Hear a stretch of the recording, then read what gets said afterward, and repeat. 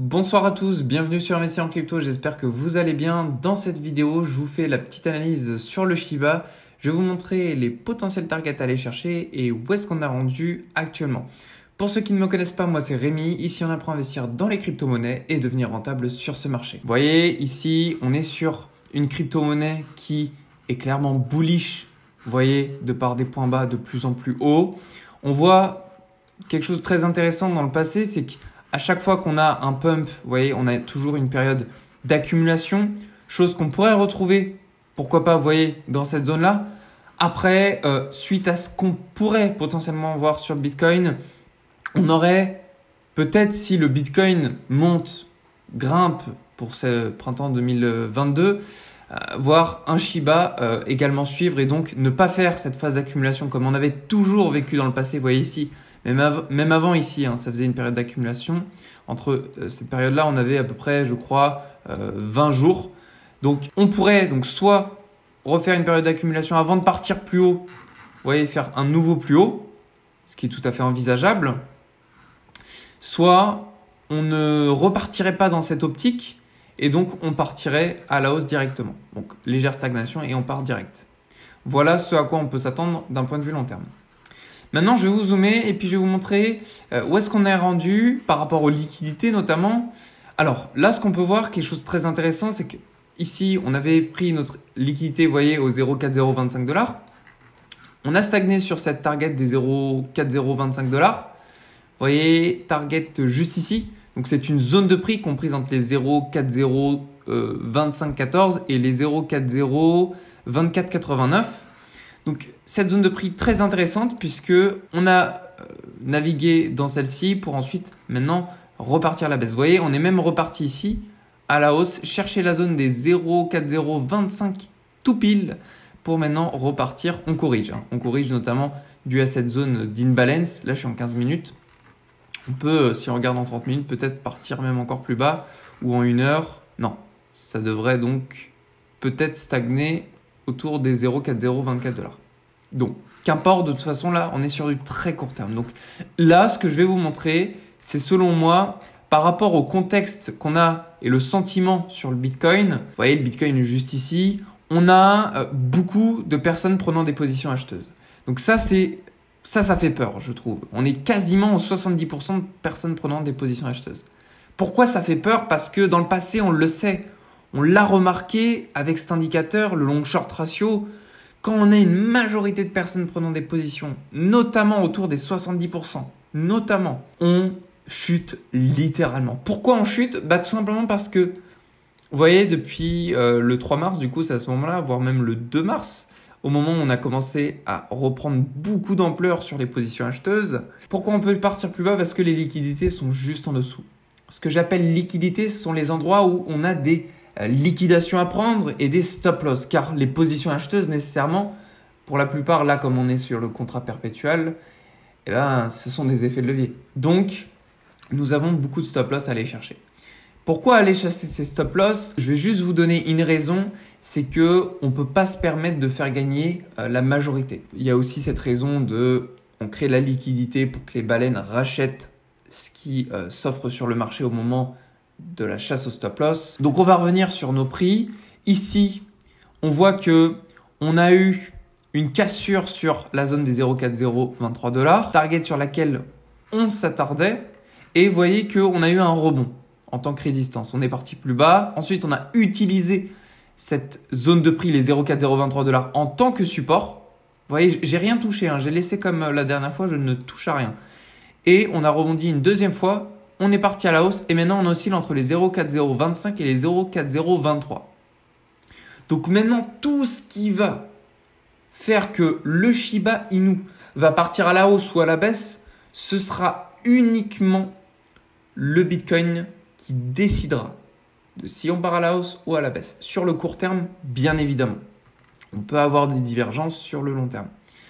Maintenant, si on a une autre target à se fier, puisque le Bitcoin, comme je vous l'ai dit, il a de fortes chances à partir à la baisse, pas sur le court terme. Sur le court terme, il peut partir plus haut.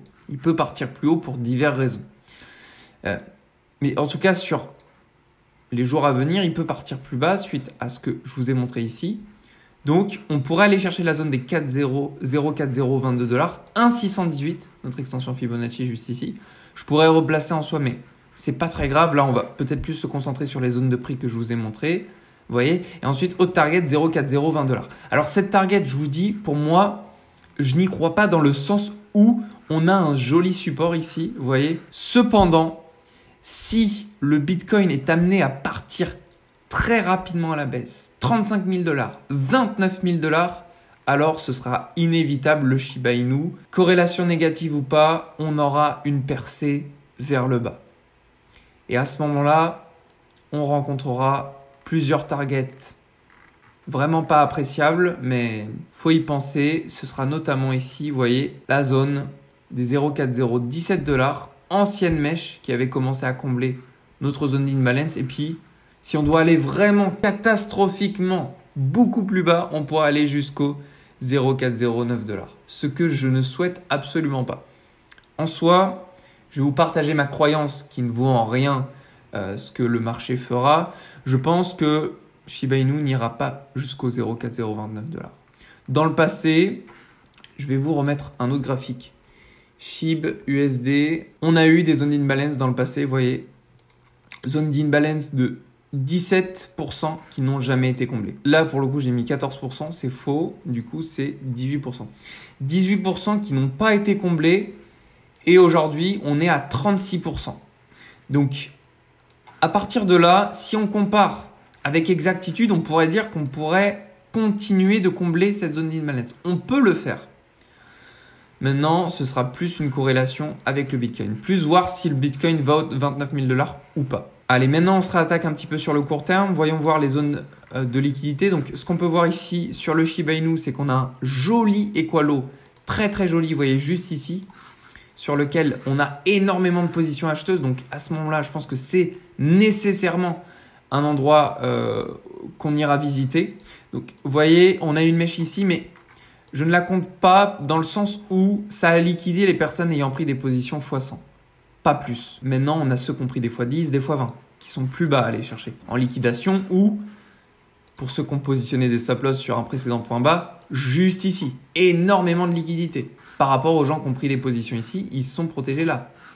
Donc, pas tous, bien sûr, mais la majorité. Par rapport à tout ça, on sait que on a les 0,4023 $ et les 0,4021 $. Et si on regarde ici par rapport à notre support et qu'on irait visiter les 0,4021 $, on est encore au-dessus de notre support. Donc, si on avait deux targets annoncés, on aurait ici la zone des 0,4022 $, zone de prix. Alors, pourquoi je ne vous dis pas du coup les 0,4023 $, vous voyez, de notre équalo? Parce que quand on va chercher un équalo, des liquidités, en fait, le prix s'affaisse d'un coup. Donc, on mèche d'un coup et on remonte en général. Ou alors, si on ne mèche pas, on reste là où on est. Donc, pour moi, il y a cette probabilité très forte qu'on puisse aller visiter la zone des 0,4022 $. Puis, on aurait la zone des 0,4021 $ juste ici, vous voyez. On serait à la limite, si vous voulez, sur notre support. À la limite. Et encore, on pourrait à peine prendre la totalité de la liquidité qu'on a là. Donc, il y a de cette probabilité, je ne l'espère pas. Je n'y crois pas pour le moment.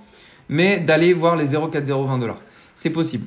C'est tout à fait envisageable. Maintenant, je vous ai dit que sur le court terme, on pourrait avoir un mouvement haussier par rapport au Bitcoin. On pourrait avoir un mouvement haussier pour diverses raisons, notamment ici au niveau du funding qui est en négatif, ce qui invite à prendre des positions acheteuses sur le court terme, je dis bien. Donc, on pourrait voir peut-être le Shiba Inu avoir une continuité haussière, donc soit stagnante autour des 0,4025 $ ou aller chercher, vous voyez, cette zone de liquidité, zone d'équal high ou encore celle-ci, vous voyez. Donc là, on a deux zones. Ici, les 0,4026 $ et ici, les 0,4027 $ que je décalerai, vous voyez, sur la zone de prix, puisque, comme je vous l'ai dit juste avant, quand on prend des liquidités, on fait des mèches comme ça. Donc, vous voyez, ça, ce serait la possible target à aller chercher à la hausse si on devait casser cette zone des 0,4025 $. Donc voilà, c'en est tout pour cette vidéo. J'espère qu'elle vous a plu. N'hésitez pas à me donner dans les commentaires, vous, votre perception du marché sur les crypto-monnaies actuellement. Je vous souhaite à tous une très belle soirée. Prenez soin de vous et on se retrouve dans la prochaine vidéo.